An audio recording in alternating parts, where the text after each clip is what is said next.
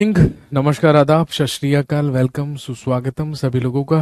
जी दोस्तों, class live हो चुकी है। 9:50 अब हुए हैं। तारीख आपको पता है, आज है 10 मार्च 2023। Class is absolutely live.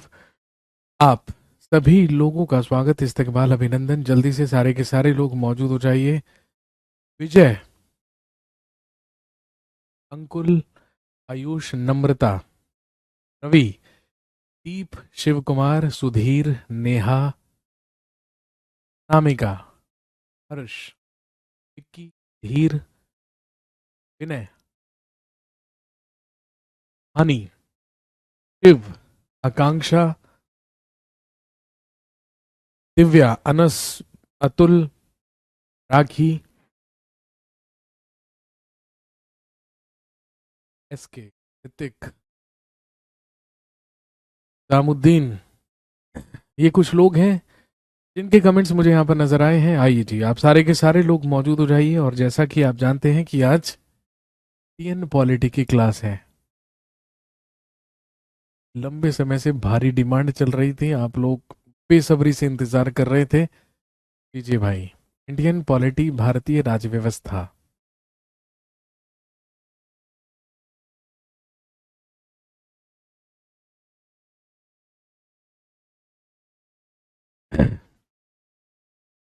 Indian polity या भारतीय राज्य व्यवस्था। दोस्तों, आप अच्छी तरीके से जानते हैं भाई। सबसे पहले तो होली की बहुत बहुत शुभकामनाएं। आई होप आप सब लोगों की होली बहुत ही मज़ेदार रही होगी। सब लोगों ने बड़ा एंजॉय किया होगा, बड़े मज़े करे होंगे। कुछ लोगों के रंग अभी तक भी लगे हुए होंगे, जो अभी तक भी छूटे नहीं होंगे। लेकिन छुट्टियां समाप्त हो गई हैं, आप जानते हैं। वैसे तो ज़्यादातर जो टीचर्स हैं वो लोग मंडे से ही आकर कंटिन्यू करेंगे। बट मेरे लिए पॉसिबल था आज से ही क्लास लेना, तो मैंने आज ही आपकी क्लास लगवा ली है। बाकी कुछ टीचर्स जो अभी तक भी छुट्टी पर हैं, वो सारे के सारे लोग मंडे से आ जाएंगे और आपकी जो क्लासेस हैं वो रेगुलर मंडे से चलनी शुरू हो जाएगी। आई होप बड़े मजे करे होंगे, सब लोगों ने जमकर होली खेली होगी। मैंने बहुत कम खेली भाई, मुझे देखकर आपको पता भी चल रहा होगा। ज्यादा मैं होली नहीं खेलता हूँ।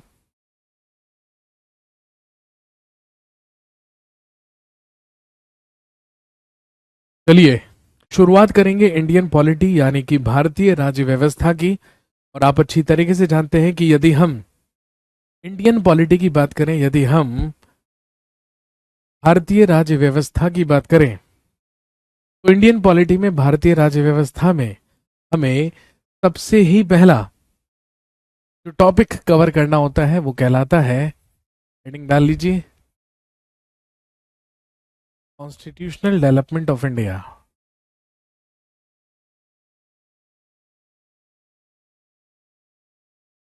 कॉन्स्टिट्यूशनल डेवलपमेंट ऑफ इंडिया यानी कि भारत का संवैधानिक विकास।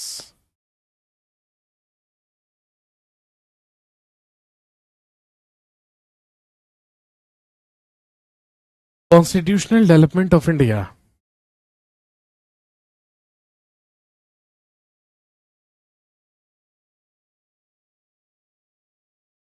कॉन्स्टिट्यूशनल डेवलपमेंट ऑफ इंडिया, भारत का संवैधानिक विकास। यदि हम भारत के संवैधानिक विकास की बात करें, दोस्तों ध्यान रखेंगे, इसे हम दो भागों में विभाजित करते हैं, या इसे हम दो फेजेस में क्या करते हैं, डिवाइड। सबसे पहला पार्ट कहलाता है कंपनी रूल, या कंपनी के अधीन शासन।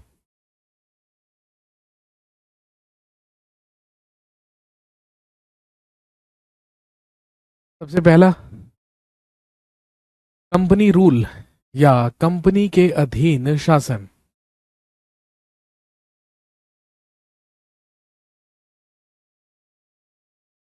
और यदि हम कंपनी के अधीन शासन की बात करें, 1773 से लेकर 1857 तक का जो पीरियड है, इसी में हम पढ़ते हैं कंपनी के अधीन शासन या कंपनी रूल। और यदि हम कंपनी रूल की बात कर रहे हैं तो आप जानते हैं कि यहां पर किस कंपनी की बात हो रही है। यहां पर बात हो रही है ब्रिटिश ईस्ट इंडिया कंपनी की। अंग्रेजी ईस्ट इंडिया कंपनी का शासन जो 1773 से लेकर 1857 तक, और फिर इसका दूसरा पार्ट में हम पढ़ते हैं क्राउन रूल, या हिंदी में कह सकते हैं क्राउन के अधीन शासन।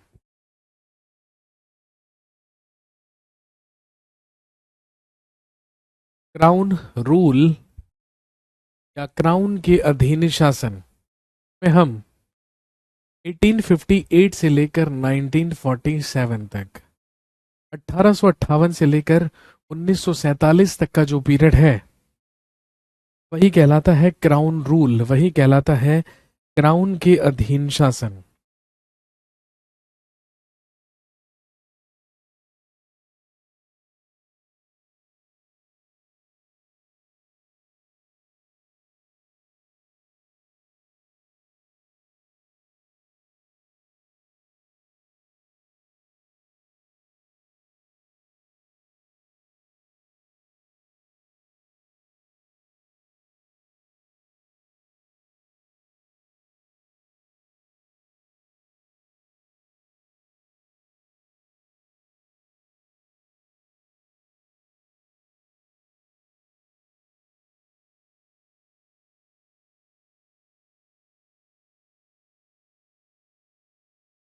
सर बाकी टीचर्स कब से लेंगे क्लास? बेटे मैंने आपको बताया सारे के सारे जो टीचर्स हैं वो संडे तक वापस लौट आएंगे। मंडे से जो आपकी क्लासेस हैं वो पूरी तरीके से रेगुलर चलनी शुरू हो जाएंगी। आप निश्चिंत रहिए।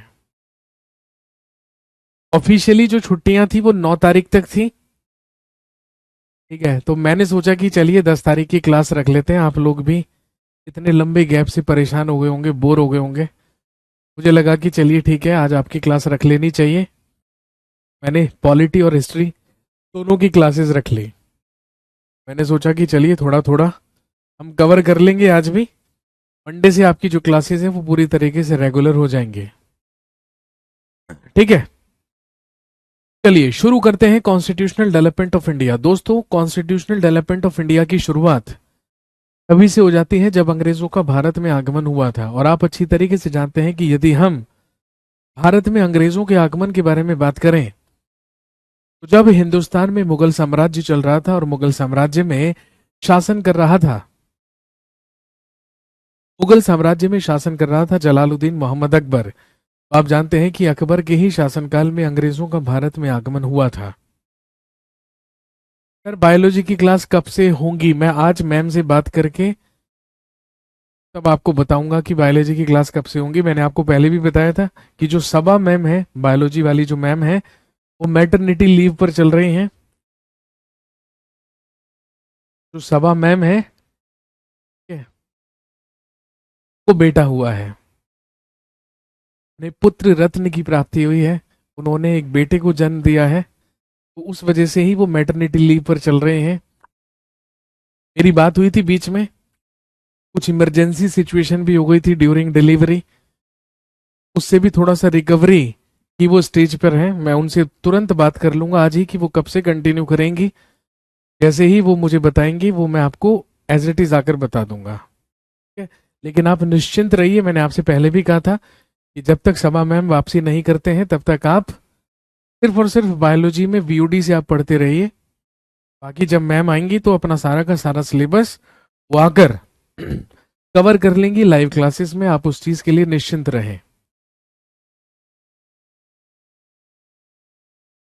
मैटरनिटी लीव तो आपको पता ही है भाई, कल को आप सरकारी मुलाजिम हो जाएंगे।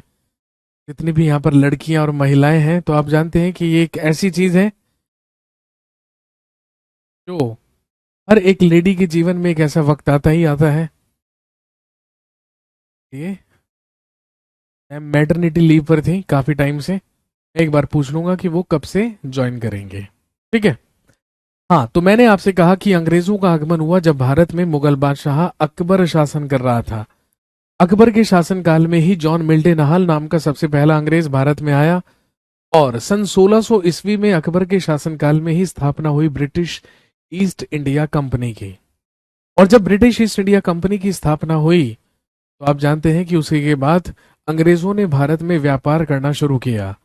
मुगल बादशाह जहांगीर के दरबार में कैप्टन विलियम हॉकिंस आया और जहांगीर से ही अनुमति लेकर अंग्रेजों ने अपनी सबसे पहली स्थायी फैक्ट्री, अपनी सबसे पहले परमानेंट फैक्ट्री सूरत में स्थापित की।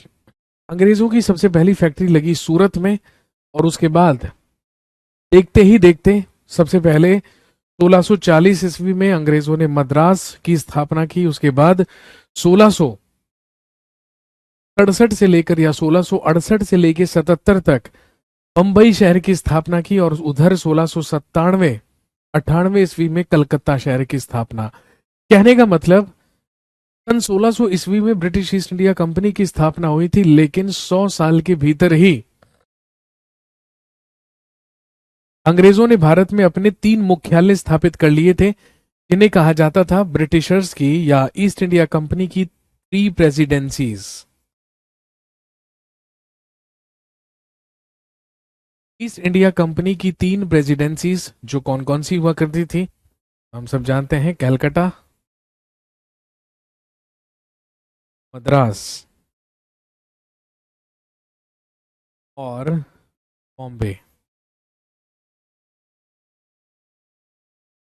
कलकत्ता, मद्रास और बंबई, ये तीनों के तीनों ब्रिटिश ईस्ट इंडिया कंपनी के मुख्यालय हुआ करते थे। और दोस्तों ध्यान रखेंगे, तीनों की ही तीनों प्रेसिडेंसीज में एक गवर्नर हुआ करता था, एक राज्यपाल हुआ करता था, उसी के अधीन एक उप गवर्नर या डेप्यूटी गवर्नर हुआ करता था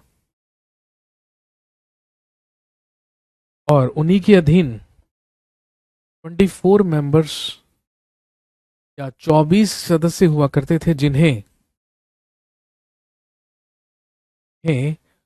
बोर्ड ऑफ डायरेक्टर्स, जिन्हें निदेशक मंडल कहा जाता था,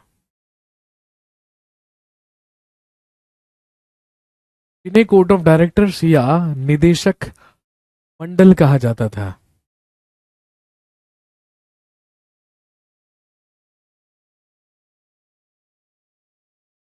कहने का मतलब अभी तक ब्रिटिश ईस्ट इंडिया कंपनी को उसके प्रोपराइटर्स ही चला रहे थे, उसके मालिक ही चला रहे थे।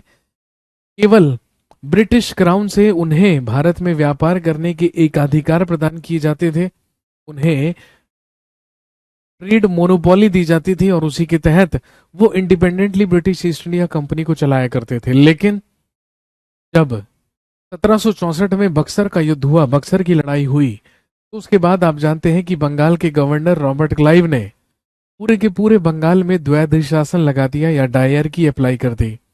और जब डायर की अप्लाई की, जब द्वैध शासन अप्लाई किया, तो ईस्ट इंडिया कंपनी में इतनी ज्यादा घूसखोरी बढ़ गई, इतना ज्यादा भ्रष्टाचार बढ़ गया कि उसी पर नियंत्रण स्थापित करने के लिए, उसी पर नियंत्रण लगाने के लिए ब्रिटिश सरकार के द्वारा, ब्रिटिश पार्लियामेंट के द्वारा ही एक कानून बनाकर भेजा गया, जो कि कहलाता है रेगुलेटिंग एक्ट ऑफ 1773 या 1773 का रेगुलेटिंग अधिनियम। कहने का मतलब वहीं से शुरुआत हुई किसकी, कंपनी रूल या कंपनी के अधीन शासन की। जैसा कि मैंने आपको बताया कि कॉन्स्टिट्यूशनल डेवलपमेंट ऑफ इंडिया में हम बात करेंगे सबसे पहले किसके बारे में, हम बात करेंगे सबसे पहले, हम बात करेंगे सबसे पहले कंपनी के अधीन शासन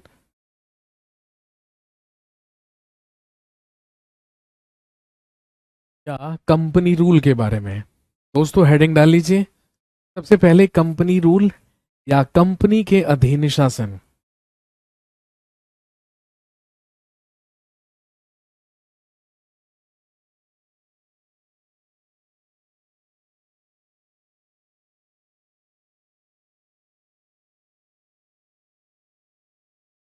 कंपनी रूल या कंपनी के अधीन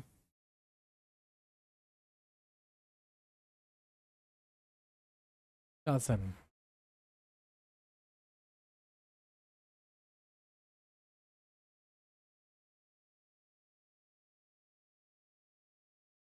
कंपनी रूल या कंपनी के अधीन शासन। जैसा कि मैंने आपको बताया 1773 से लेकर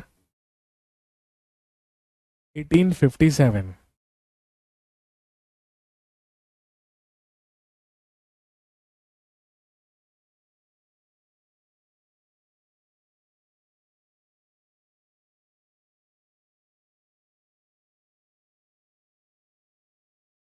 कंपनी रूल या कंपनी के अधीन शासन, और जिसके तहत भेजा गया सबसे पहले, लिखेंगे रेगुलेटिंग एक्ट।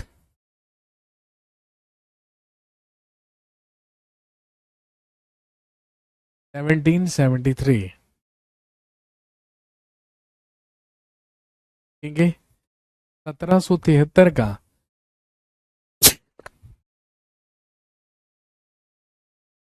1773 का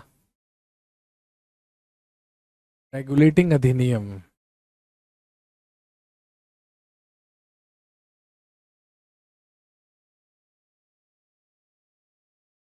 रेगुलेटिंग एक्ट ऑफ 1773।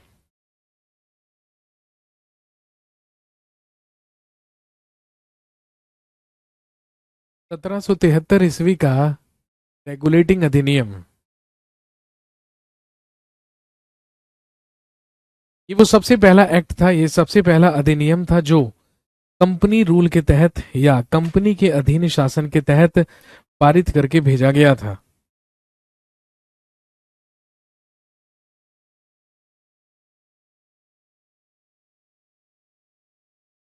सबसे पहले आपसे पूछेंगे कि बताइए किस कमेटी या किस समिति के रिकमेंडेशन पर रेगुलेटिंग एक्ट को भेजा गया था। तो ध्यान रखेंगे जब रेगुलेटिंग एक्ट 1773 भारत आया, समय प्राइम मिनिस्टर ऑफ ब्रिटेन, समय prime minister of Britain was Lord north.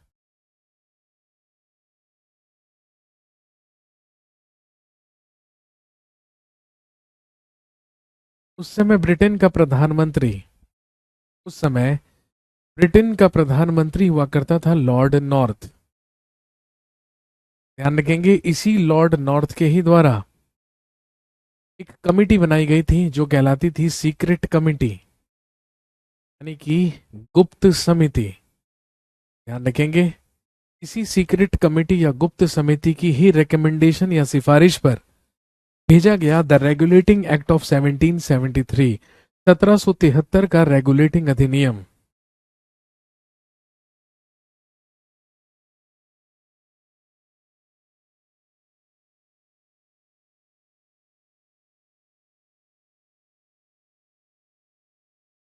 और रेगुलेटिंग एक्ट क्यों भेजा गया था?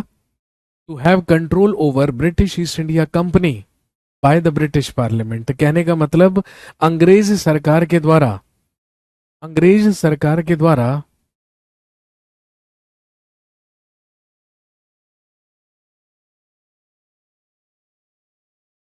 अंग्रेज सरकार के द्वारा ब्रिटिश ईस्ट इंडिया कंपनी पर नियंत्रण स्थापित करने के लिए ही रेगुलेटिंग अधिनियम या रेगुलेटिंग एक्ट भेजा गया था।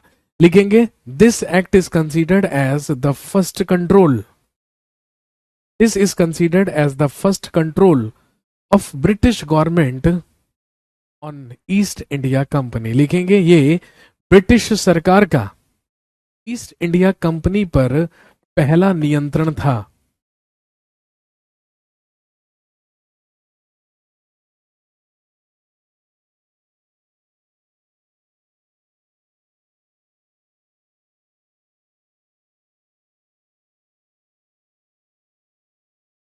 लिखेंगे ये ब्रिटिश सरकार का ईस्ट इंडिया कंपनी पर पहला नियंत्रण था या प्रथम नियंत्रण था।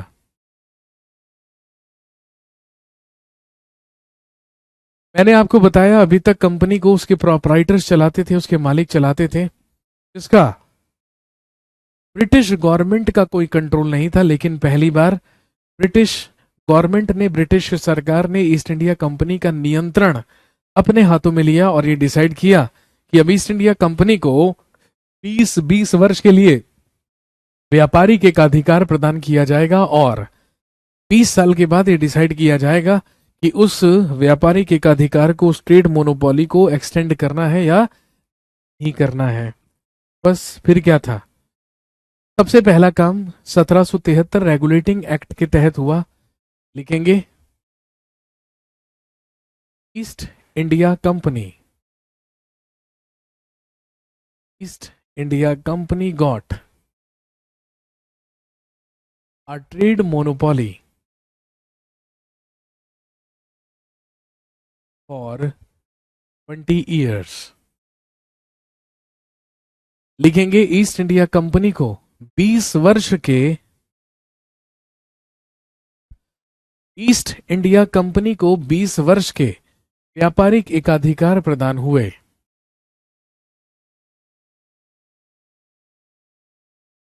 ईस्ट इंडिया कंपनी को 20 वर्ष का व्यापारिक एकाधिकार प्राप्त हुआ। East India company got a trade monopoly for 20 years। ये डिसाइड किया गया कि अगले 20 साल तक भारत में व्यापारिक एकाधिकार केवल ईस्ट इंडिया कंपनी के पास रहेगा। अभी अभी मैंने आपको बताया कि अंग्रेजों की तीनों प्रेसिडेंसीज में एक गवर्नर हुआ करता था, उसके अधीन एक डेप्यूटी गवर्नर हुआ करता था और 24 सदस्य जिन्हें कोर्ट ऑफ डायरेक्टर्स या निदेशक मंडल कहा जाता था। दूसरा काम रेगुलेटिंग एक्ट के तहत क्या किया गया? जो अभी तक बंगाल का गवर्नर कहलाता था, अब बंबई और मद्रास के गवर्नर भी उसके अधीन कर दिए गए और अब उसे बंगाल का गवर्नर जनरल कहा जाने लगा। तो आप लिख सकते हैं governor of Bengal, governor of Bengal now became governor general of Bengal. लिखेंगे बंगाल के गवर्नर को अब, बंगाल के गवर्नर को अब बंगाल का गवर्नर जनरल कहा जाने लगा।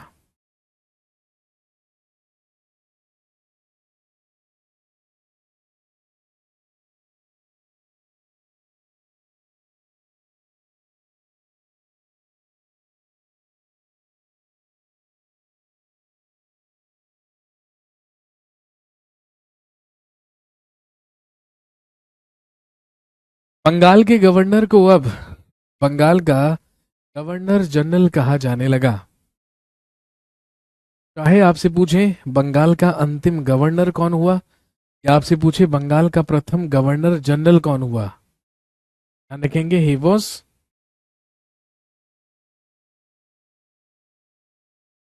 Warren Hastings.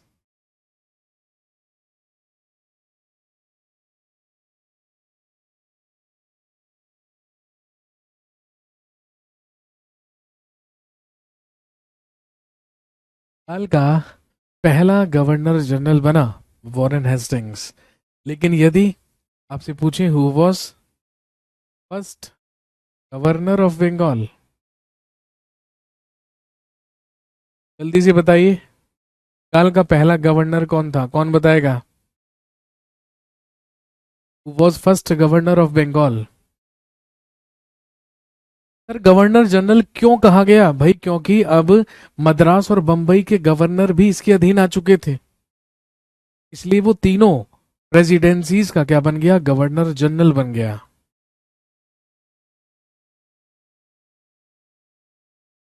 हाँ जी, सवाल था who was first governor of Bengal, Bengal का प्रथम गवर्नर कौन था? Akanksha give the right answer. Akanksha ने दिया है इसका सही उत्तर और हम सब जानते हैं the first governor of Bengal was Robert Clive.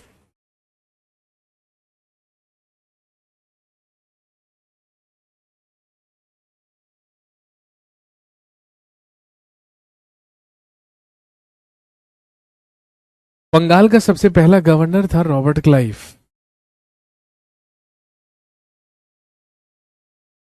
Robert Clive Bengal का पहला गवर्नर था, लेकिन वॉरेन हेस्टिंग्स बंगाल का पहला गवर्नर जनरल था। दूसरा काम नेक्स्ट, इसी एक्ट के तहत लिखेंगे इन 1774 अ supreme court was established in Calcutta. लिखेंगे कलकत्ता में एक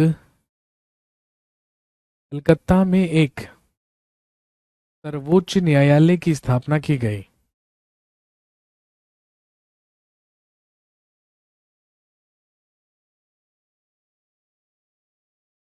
अ supreme court was established in Calcutta. Calcutta में एक सर्वोच्च न्यायालय की स्थापना की गई। भारत का सबसे पहला सुप्रीम कोर्ट 1774 में स्थापित किया गया कलकत्ता में। और ध्यान रखेंगे जिसमें अपॉइंट किए गए टोटल 4 जजेस या 4 न्यायाधीश, एक जस्टिस। कौन था? Lord Elijah Impey.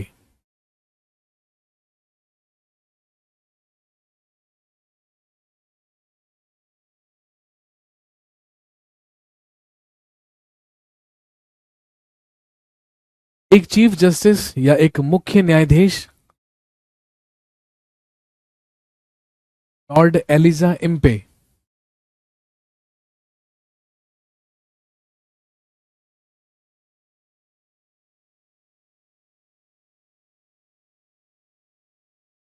और 3 अदर जजेस या 3 अन्य न्यायाधीश। 3 अदर जजेस या 3 अन्य न्यायाधीश।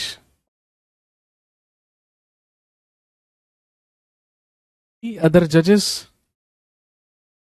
या 3 अन्य न्यायाधीश, जो कौन कौन थे? Lord Hyde, Lord Chambers and Lord Lemaistre. Note कीजिए फटाफट।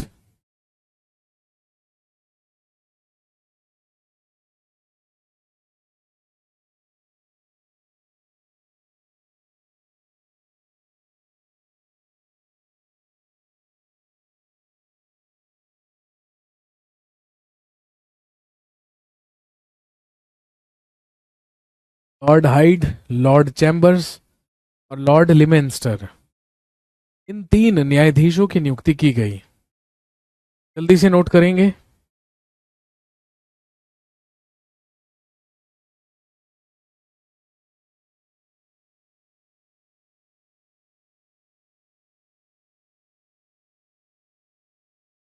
डन।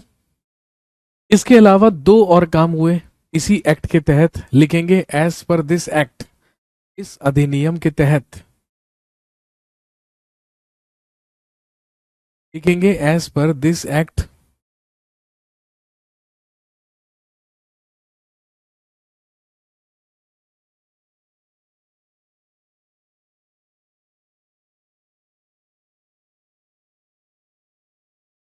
इस अधिनियम के तहत। लिखेंगे the employees of East India company, the employees of East India company were prohibited to do trade without licence.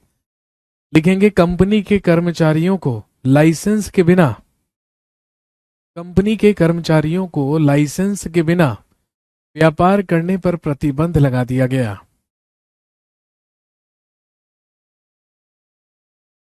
Company के कर्मचारियों पर लाइसेंस के बिना उपहार लेने पर प्रतिबंध लगा दिया गया।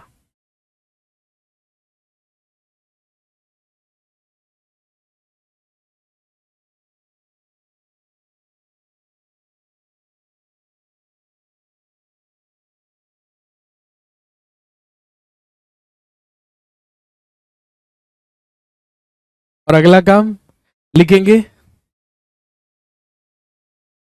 Government employees were prohibited, government employees were prohibited to take gifts, लिखेंगे सरकारी कर्मचारियों पर उपहार लेने पर प्रतिबंध लगा दिया गया। सरकारी कर्मचारियों पर उपहार लेने पर भी प्रतिबंध लगा दिया गया। Government employees were prohibited, government employees were prohibited to take gifts.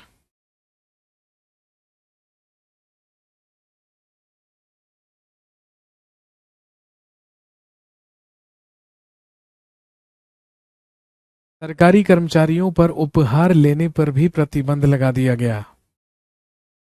कहने का मतलब, यदि ब्रिटिश ईस्ट इंडिया कंपनी का कोई एम्प्लॉय किसी से गिफ्ट भी लेता है, किसी से कोई उपहार भी लेता है, उसे भी क्या समझा जाएगा? ब्राइब, उसे भी केवल रिश्वत समझा जाएगा।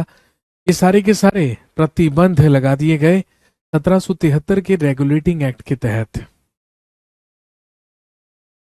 इसके बाद ध्यान रखेंगे 1773 रेगुलेटिंग एक्ट में जितनी भी त्रुटियां थी या जो भी कमियां थी, उन्हीं को पूरा करते हुए इसी में एक संशोधन किया गया जो कहलाता है एक्ट ऑफ सेटलमेंट, से कहा जाता है संशोधनात्मक अधिनियम, जो पारित करके भेजा गया 1781 में। देख लीजिएगा, इसके बाद आया 1781 का एक्ट ऑफ सेटलमेंट, 1781 का तो धनात्मक अधिनियम।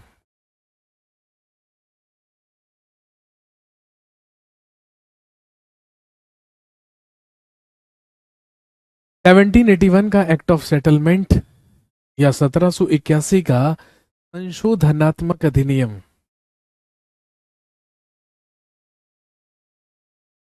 दो महत्वपूर्ण काम हुए इस एक्ट के तहत, लिखेंगे एज पर दिस एक्ट, इस अधिनियम के तहत,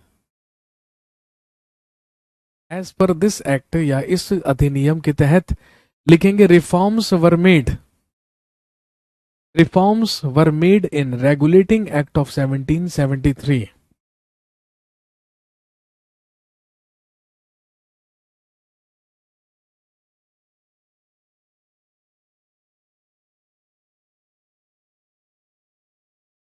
लिखेंगे इस अधिनियम के तहत 1773 के रेगुलेटिंग अधिनियम में सुधार किए गए। Reforms were made in regulating act of 1773, 1773 के रेगुलेटिंग अधिनियम में सुधार किए गए। सबसे पहला काम,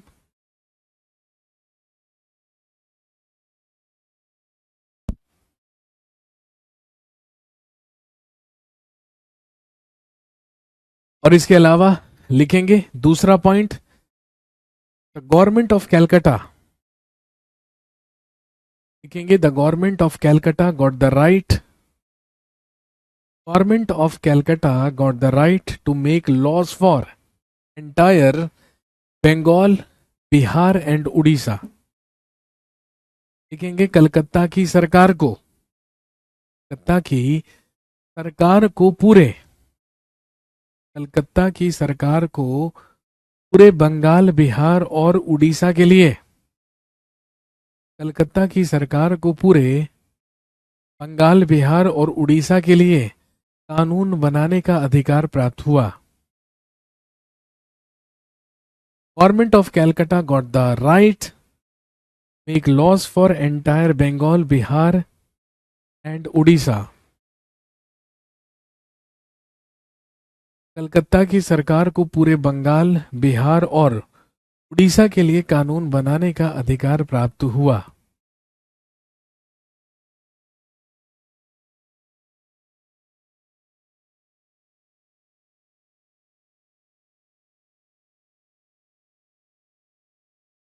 के बाद 1784 में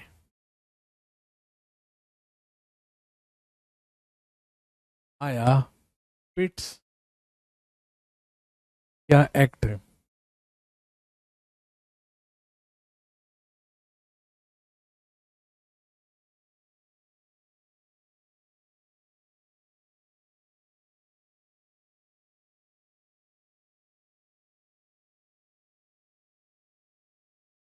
पिट्स इंडिया एक्ट या पिट्स इंडिया अधिनियम।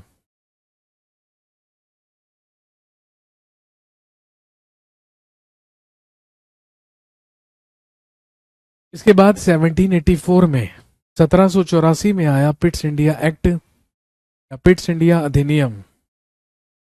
सबसे पहला काम इसके तहत जो हुआ, लिखेंगे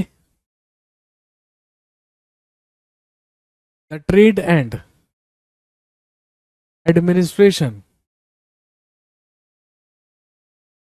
the trade and administration from east India company was separated. लिखेंगे ईस्ट इंडिया कंपनी से व्यापार एवं प्रशासन को, ईस्ट इंडिया कंपनी से व्यापार एवं प्रशासन को पृथक किया गया। Trade and administration from east India company was separated. Company से व्यापार एवं प्रशासन को अलग अलग किया गया।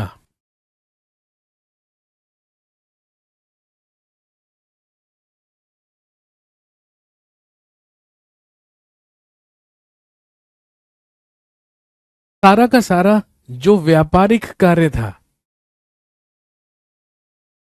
सारा का सारा जो ट्रेड वर्क था, वो बना रहा किसके पास?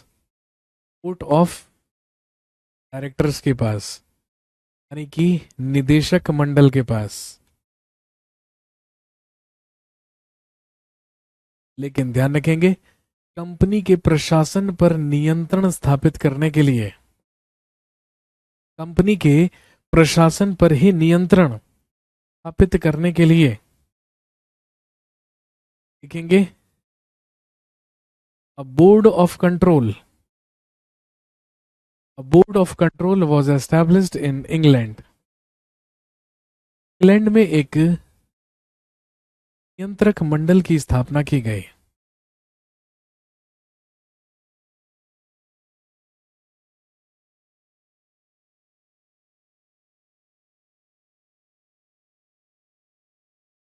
इंग्लैंड में एक नियंत्रक मंडल की स्थापना की गई। और ध्यान रखेंगे, इस बोर्ड ऑफ कंट्रोल में मेंबर्स या 6 सदस्य हुआ करते थे। इस बोर्ड ऑफ कंट्रोल में, इस नियंत्रक मंडल में 6 सदस्य हुआ करते थे, जिनके पास अधिकार था गवर्नर जनरल और उसकी काउंसिल द्वारा लिए गए निर्णयों को रद्द करने का। कहने का मतलब, गवर्नर जनरल और उसकी काउंसिल मिलकर जो भी फैसला लेंगे या जो भी डिसीजन लेंगे, उसे रद्द करने की शक्ति, उस पर रोक लगाने की शक्ति बोर्ड ऑफ कंट्रोल को दी गई थी, जो कि कहलाता था नियंत्रक मंडल।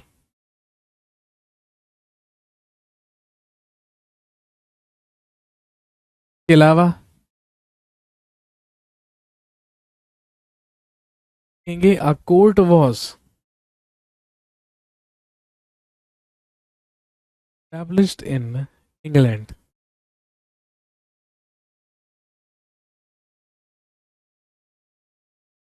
लिखेंगे इंग्लैंड में एक, इंग्लैंड में एक न्यायालय की स्थापना की गई। A court was established in England. England में एक न्यायालय की स्थापना की गई। इसके लिए ध्यान रखेंगे, for the cases of employees of East India company.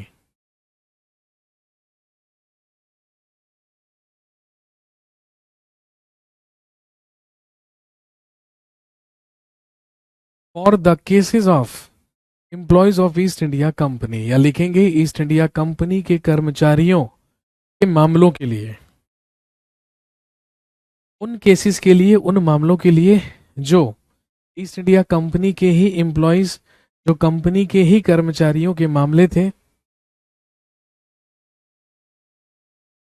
उन्हीं के लिए एक कोर्ट एस्टेब्लिश किया गया, एक न्यायालय की स्थापना की गई,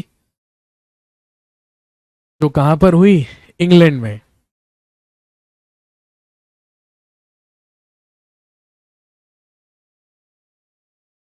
इसके अलावा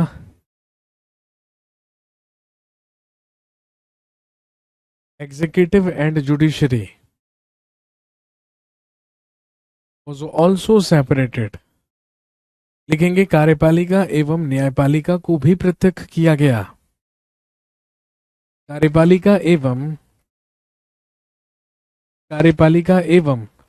न्यायपालिका को भी पृथक किया गया।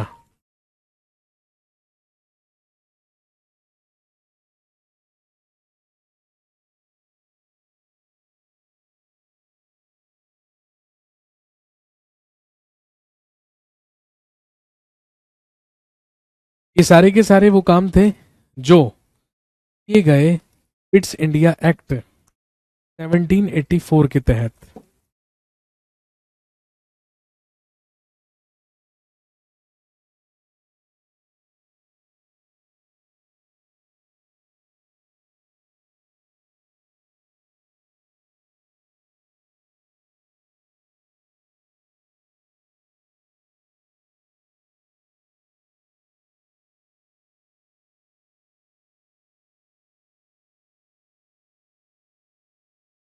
नोट कीजिए फटाफट।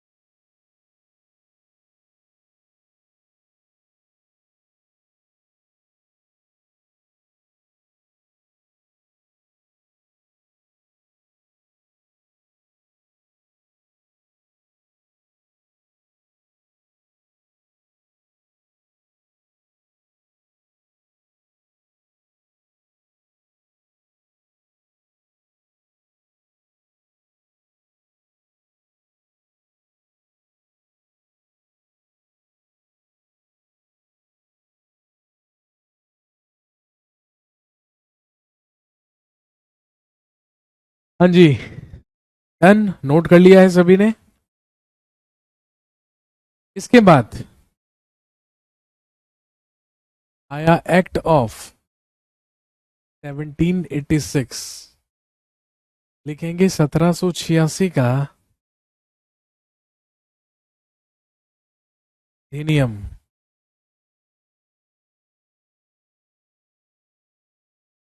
अगला एक्ट पारित करके भेजा गया 1786 में,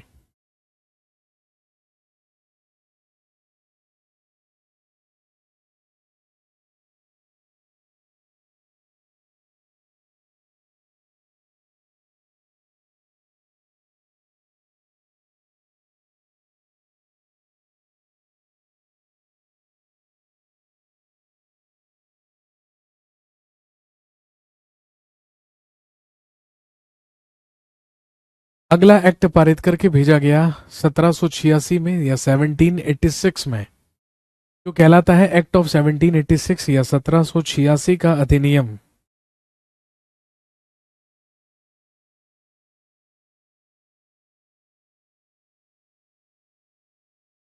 और इसके तहत क्या काम हुआ? तो लिखेंगे एज पर दिस एक्ट, या इस अधिनियम के तहत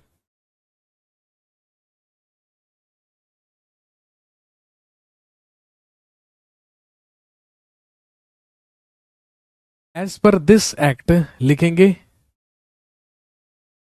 governor general of Bengal became commander in chief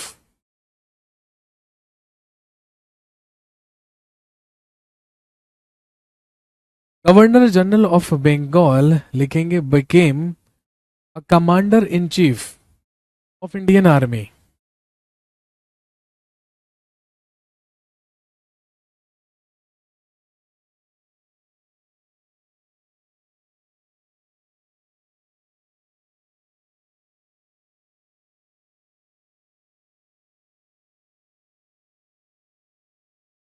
लिखेंगे बंगाल के गवर्नर जनरल को भारतीय सेना का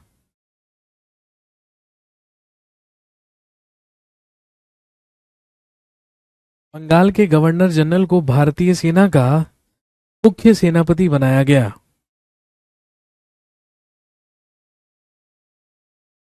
कहने का मतलब जो बंगाल का गवर्नर जनरल होगा वही भारतीय सेना का प्रधान सेनापति भी होगा। और ध्यान रखेंगे ये पावर सबसे पहले किसको दी गई थी? उस समय बंगाल का गवर्नर जनरल हुआ करता था, लिख लेंगे लॉर्ड कॉर्नवालिस।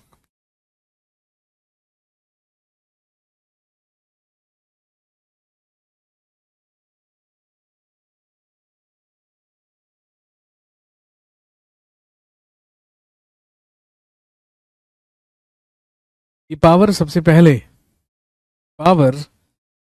पहले दी गई थी लॉर्ड कॉर्नवालिस को।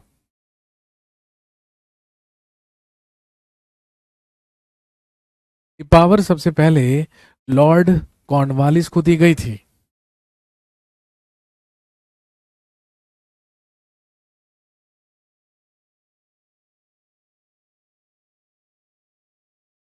क्योंकि उस समय बंगाल का गवर्नर जनरल ही कौन बनकर आया था? लॉर्ड कॉर्नवालिस बनकर आया था। ये पावर भी सबसे पहले किसको दी गई थी? लॉर्ड कॉर्नवालिस को दी गई थी।